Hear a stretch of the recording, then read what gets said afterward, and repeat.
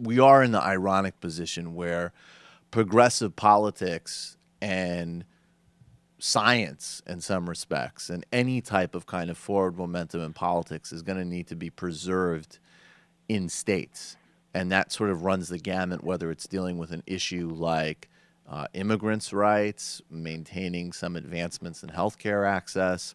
And in this case, in California's case, Jerry Brown is obviously someone who I think actually in some ways has a mixed record on the environment, but he certainly is a leader on the climate crisis and on new energy platforms and someone who really gets it.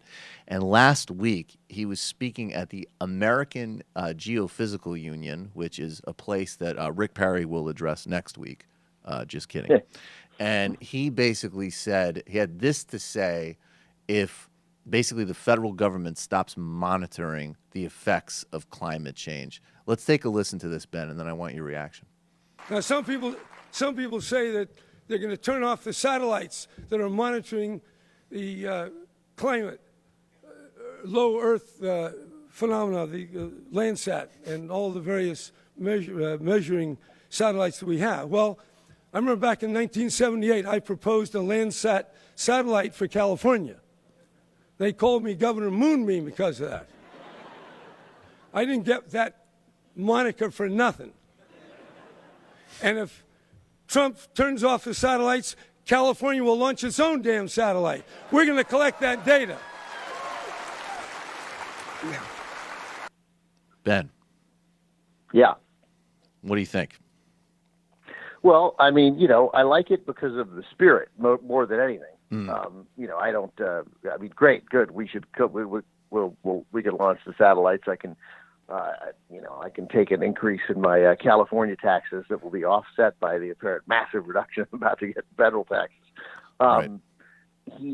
I like it because of the spirit. Earlier in that speech, he said, "We've got the scientists, we've got the lawyers, we're ready to fight, we're ready to defend." Right. And that to me is that's the spirit. The specifics of it. I have no idea. What does it cost? A couple $1,000 to launch a satellite? I mean, I have no idea. It's one of those things that costs tens of millions of dollars, and I don't know why or how or who does it. But I like that I like that Jerry Brown won't take losing lying down, which sets him apart among Democrats and always has.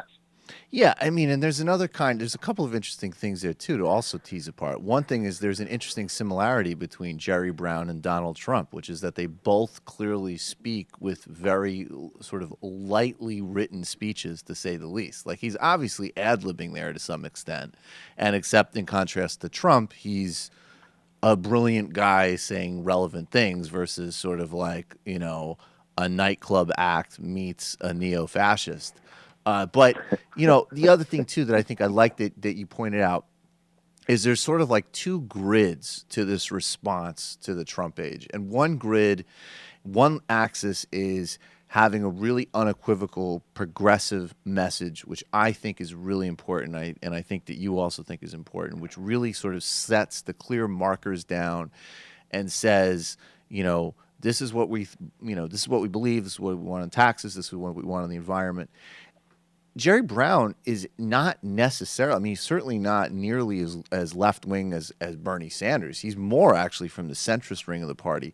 But it's a whole other metric, which is just speaking plainly and unapologetically, and also even taking, he took the Governor Moonbeam thing and is like, yeah, they made a joke about it. But actually, I was right. I was just ahead of the curve, right. And we'll do it again. Screw you. I thought Jerry Brown, yes, it turned out when he became governor and after being mayor of Oakland that he was more in the centrist wing of the party in ways, but he is a thinker in the party, always has been, even if it wasn't ever part of some other thing that people were thinking about. Right. Even if sometimes it seemed like he was alone thinking by himself. But, he appeared in 92 to be more progressive than Bill Clinton. And then, and then he governed a state, first a city in crisis and then a state in crisis.